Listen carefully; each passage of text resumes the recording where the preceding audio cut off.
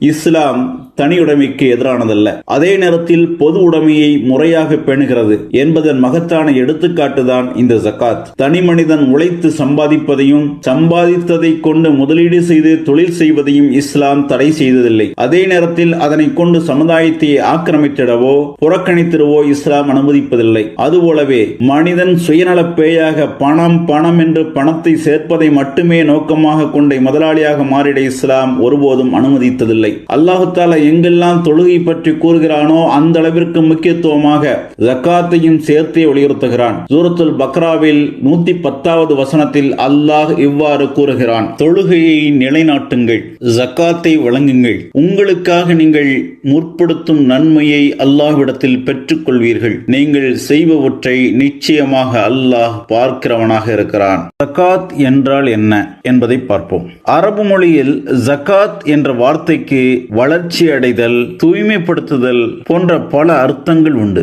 ஜக்காத் இஸ்லாமிய கடமைகளில் முக்கியமான ஒன்றாக இருக்கிறது. வசதி படைத்தவர்கள் இறைவன் தனக்கு அளித்திருக்கக்கூடிய செல்வத்தில் 2.5% ஏழைகளுக்கும் கடன்பட்டோருக்கும் தங்கள் தேவைகளை தாங்களே பூர்த்தி செய்ய முடியாதவர்களுக்கும் வருடந்தோறும் வழங்க வலியுறுத்துகிறது. ஜக்காத் யார் மீதெல்லாம் கடமை என்பதை நாம் இப்பொழுது பார்ப்போம். 1.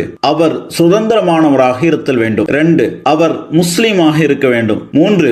அவர் புத்தி சுவாதீனம் உள்ளவராக இருத்தல் வேண்டும். 4. பருவ வயது வந்தவராக இருக்க வேண்டும். 5. நிசாப் அளவு சொந்தமாக்கியவராக இருக்க வேண்டும். நிசாப் என்பதை பற்றி பின்வரக்கூடிய விஷயங்களில் நாம் பார்ப்போம். ஜகாத் பெறுவதற்கு தகுதியான நபர்கள் யார் யார் என்பதை நாம் பார்ப்போம். 1. ஃபக்கீர் என்று சொல்லப்படக்கூடிய பரம ஏழை. 2. மிஸ்கீன் என்று சொல்லப்படக்கூடிய ஏழை. 3. ஜகாத் சேகரிக்க அரசாங்கத்தால் நியமிக்கப்பட்ட பணியாளர்கள். 4. புதிதாக இஸ்லாத்தை ஏற்றுக்கொண்டவர்கள். 5. முகாதப் பணம் கொடுத்தால் உரிமை என்று எழுதி கொடுக்கப்பட்ட அடிமைகள். இன்றைய காலகட்டத்தில் எத்தனையோ நபர்கள் சிறைச்சாலைகளில் அப்பாவிகளாக வாடுவதை நாம் காணுகிறோம். அவர்களுக்காக உள்ள விடுதலைக்கு நாம் இந்த ஜக்காத்தை பயன்படுத்தலாம். 6. கடனாளிகள். 7.